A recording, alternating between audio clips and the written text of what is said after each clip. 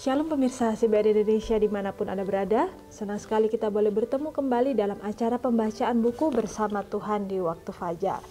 Melalui buku ini yang dituliskan oleh Nyonya Ellen G. White, kita dapat diyakinkan kembali bahwa pada hari yang mulia, ketika Yesus datang untuk mengklaim miliknya, kita yang menunggu Tuhan akan disambutnya dengan tangan yang terbuka kehadiratnya. Dan bacaan kita pada saat ini berada di halaman 285 yang berjudul Dia Menetapkan Langkahku.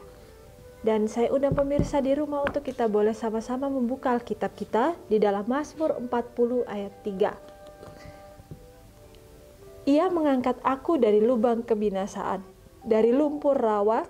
Ia menempatkan kakiku di atas bukit batu, menetapkan langkahku. Dan kita masuk dalam pokok pembacaannya. Kehidupan para pengikut Tuhan lebih dari apa yang menjadi anggapan banyak orang. Itu tidak seluruhnya hanya terdiri dari kelemah lembutan, kesabaran, kerendahan hati, dan kebaikan. Sifat-sifat itu penting, tetapi diperlukan juga keberanian, kekuatan, tenaga, dan ketabahan. Jadi di sini firman Tuhan mengingatkan kembali kepada kita bahwa apa yang Tuhan inginkan bukan hanya sekedar apa yang dianggap banyak orang itu harus kita lakukan. Mungkin kita berpikir bahwa seringkali kita harus menjadi orang yang lemah lembut.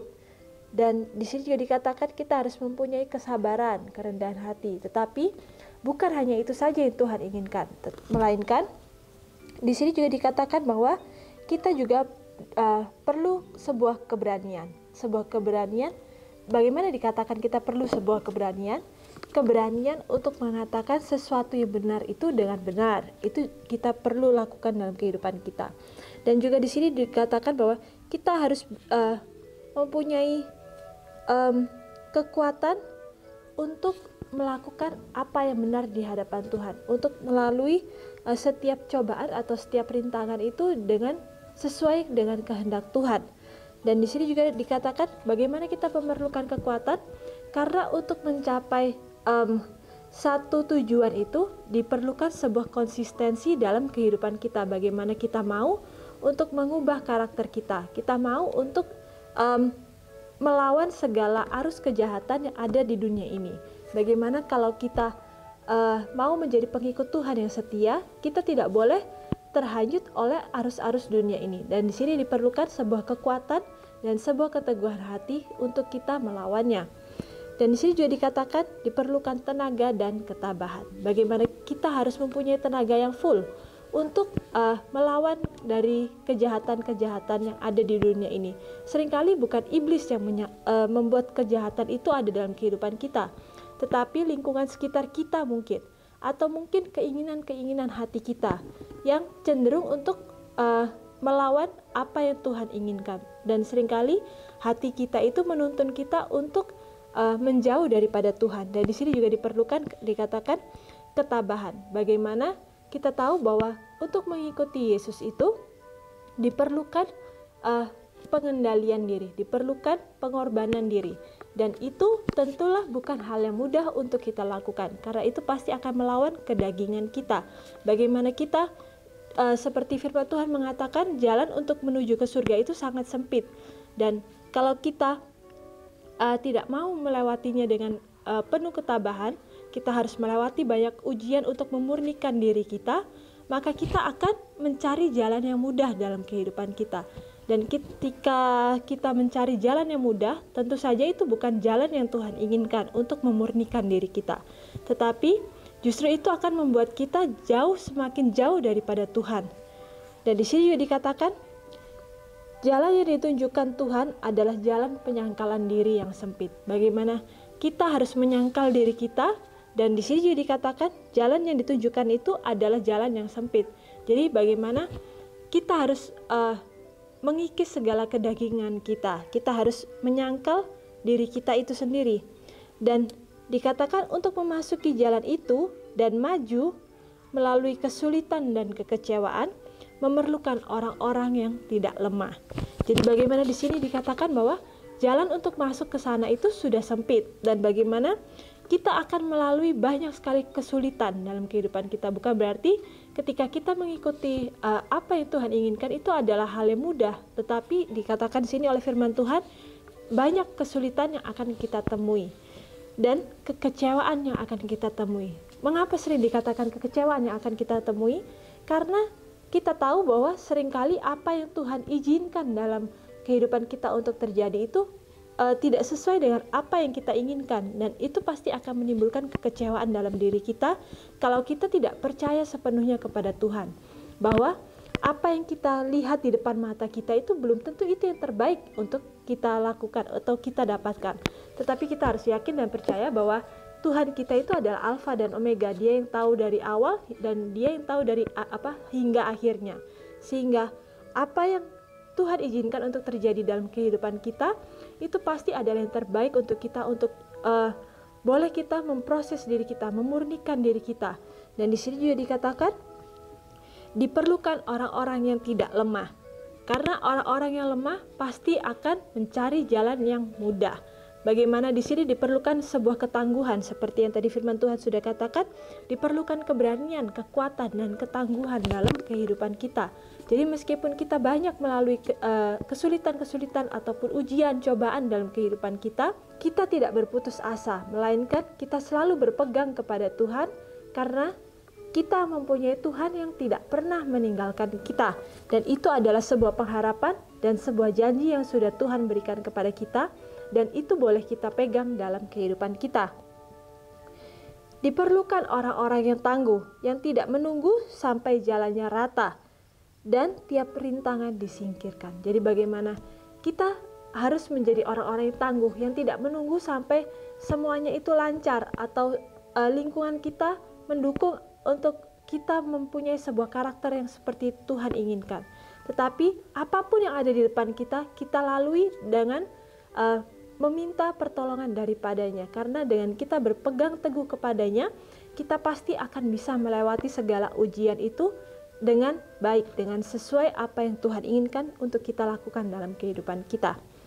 Orang-orang yang akan mengilhami dengan semangat yang segar kepada para pekerja yang semangatnya kendur dan usahanya mundur, orang-orang yang hatinya dihangatkan oleh kasih keagamaan dan yang tangannya kuat melakukan pekerjaan Tuhannya.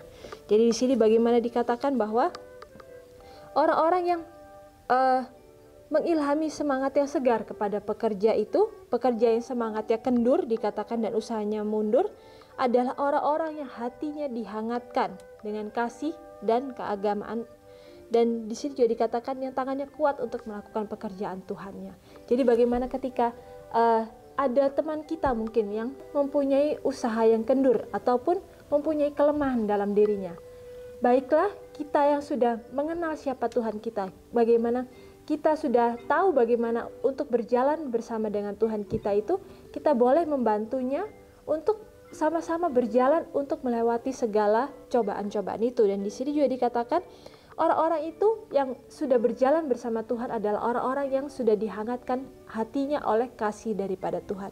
Jadi bagaimana kita harus merasakan kasih Tuhan dulu dalam kehidupan kita, baru kita bisa memantulkan atau menyampaikan itu kepada orang lain.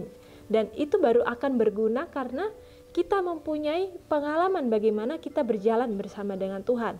Tetapi kalau kita tidak mempunyai pengalaman ataupun kita tidak merasakan kasih yang Tuhan sudah berikan kepada kita, atau kita mungkin tidak selalu merasa bersyukur akan berkat yang ataupun kasih yang sudah Tuhan berikan kepada kita, maka kita tidak akan mempunyai suatu pengalaman bagaimana berjalan bersama dengan Tuhan.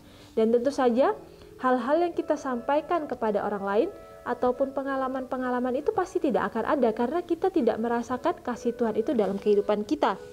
Bukan karena Tuhan tidak mengasihi kita, tetapi kita yang tidak merasa bersyukur akan kasih Tuhan itu dalam kehidupan kita. Dan di sini juga dikatakan orang-orang yang sudah merasakan kasih Tuhan itu adalah orang-orang yang tangannya kuat melakukan pekerjaan Tuhan. Jadi bagaimana? Seperti yang tadi sudah firman Tuhan ingin sampaikan kepada kita bahwa diperlukan orang-orang yang kuat dan tangannya kuat untuk melakukan pekerjaan Tuhan. Dan di sini juga dikatakan sebagian yang melakukan pekerjaan sebagai utusan Tuhan adalah orang lemah, tidak berani, tidak bersemangat, dan mudah patah semangat. Jadi kita tahu bahwa diri kita masing-masing ini seringkali dalam kita mempunyai sebuah kesempatan untuk mengikuti Tuhan itu, kita ini adalah orang-orang yang lemah, yang tidak berani, tidak bersemangat, dan mudah patah semangat. Mungkin seperti yang Musa lakukan saat ia dipanggil oleh bapaknya. Di saat ia dipanggil, ia merasa bahwa dirinya itu tidak mampu, ia lemah, dan ia tidak bisa berkata-kata. Tetapi kita harus ingat bahwa seperti Tuhan mendampingi Musa, Tuhan menyertai Musa, pasti ia juga akan menyertai kita. Dan orang-orang yang lemah, tidak berani, tidak bersemangat, ini dikatakan mereka perlu didorong. Dan mereka tidak memiliki ciri tabiat yang positif yang memberikan kemampuan untuk melakukan suatu roh dan tenaga untuk mengobarkan semangat. Mereka yang mau meraih sukses haruslah berani dan penuh pengharapan.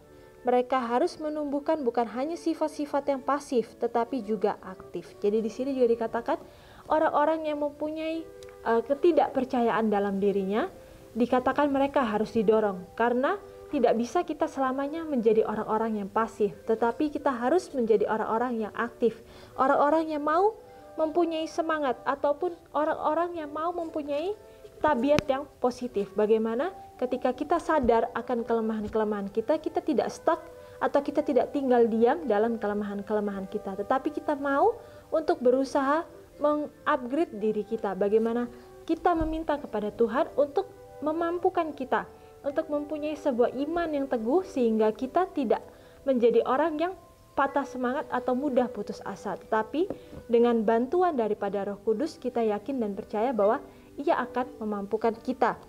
Dan di sini juga dikatakan bahwa mereka yang mau untuk meraih sukses haruslah berani dan penuh pengharapan. Mereka harus menumbuhkan bukan hanya sifat-sifat yang pasif, tetapi juga aktif. Sementara mereka harus memberikan jawaban yang lembut untuk meredakan kemarahan. Mereka harus mempunyai keberanian seorang pahlawan untuk menolak kejahatan. Jadi bagaimana di sini dikatakan perlunya keseimbangan antara keberanian dan juga kelemah lembutan. Bagaimana di saat kita menemui situasi atau lingkungan yang mungkin penuh dengan kemarahan ataupun mungkin tidak mendukung kita, dikatakan di sini kita memerlukan sebuah kelemah lembutan yang tidak memancarkan sedikit pun kemarahan. Bagaimana dengan bijak kita bisa berkata-kata sehingga kita tidak menambahkan minyak ke dalam api yang sudah berkobar, tetapi kita bisa menjadi air yang bisa meredamkan atau bisa mendinginkan. Dari sini juga dikatakan diperlukan juga sebuah keberanian seorang pahlawan. Bagaimana itu harus kita terapkan dalam kehidupan kita. Bagaimana kita mau untuk mempunyai keberanian. Bagaimana kita berusaha untuk mendapatkan keberanian itu meskipun tadinya kita sangat takut. Tetapi kenapa kita harus takut kalau Tuhan berada di sebelah kita, memegang tangan kita. Baiklah, dengan firman yang kita dengarkan ini boleh menjadikan pengharapan bagi kita. Dan di sini juga dikatakan dengan keramahan yang menahan segala hal, mereka memerlukan kekuatan tabiat yang akan menjadikan pengaruh mereka menjadi suatu kuasa yang positif. Jadi di sini dikatakan bahwa kita memerlukan sebuah kekuatan tabiat yang akan menjadikan pengaruh kita itu menjadi lebih positif. Bagaimana kita mempunyai tabiat yang baik dan benar? Tentu saja dengan memandang kepada Yesus dan mau untuk melakukan dalam kehidupan kita. Karena ketika kita hanya memandang saja, itu tidak akan merubahkan kehidupan kita. Tetapi ketika kita mau untuk merubah, maka Yesus akan memberikan Roh Kudus-Nya untuk menuntun kita, memberitahukan kepada kita apa yang harus kita buat. Dan kita juga tidak lupa bahwa firman Tuhan pun sudah memberikan pengingat kepada kita, contoh-contoh sehingga kita bisa melakukan seperti bapak-bapak zaman dahulu ataupun nabi-nabi zaman dahulu yang bisa kita tiru dalam kehidupannya. Seringkali mungkin apa yang kita lakukan bisa mirip dengan apa yang mereka lakukan pada zaman itu. Tetapi ketika kita mengalami hal-hal tersebut, kita harus ingat bahwa kita mempunyai Bapa yang tidak pernah meninggalkan kita. Dalam tabiat yang benar dari para pengikut Tuhan, ada sesuatu yang tidak dapat dikekang dan tak dapat dibentuk atau dikalahkan dengan keadaan-keadaan yang bersifat merugikan. Kita harus memiliki tulang punggung moral, suatu integritas yang tak dapat disanjung, disuap, atau ditakut-takuti. Jadi di sini dikatakan bahwa dari tabiat yang benar dari para pengikut Tuhan itu ada sesuatu yang tidak dapat dikekang, sesuatu yang tidak dapat dibentuk atau dikalahkan dengan keadaan-keadaan yang ada di sekitar kita yang mungkin bersifat merugikan kita. Jadi bagaimana ketika kita mau untuk hidup bersama Tuhan, kita tidak boleh kalah dengan keadaan sekitar kita. Meskipun seperti Nuh, dia hidup dalam zaman bagaimana kepicikan kejahatan itu merajalela, dan juga Henokh yang hidup di saat seperti itu juga. Tetapi di situ mereka memilih untuk hidup dan berpegang teguh kepada Tuhan.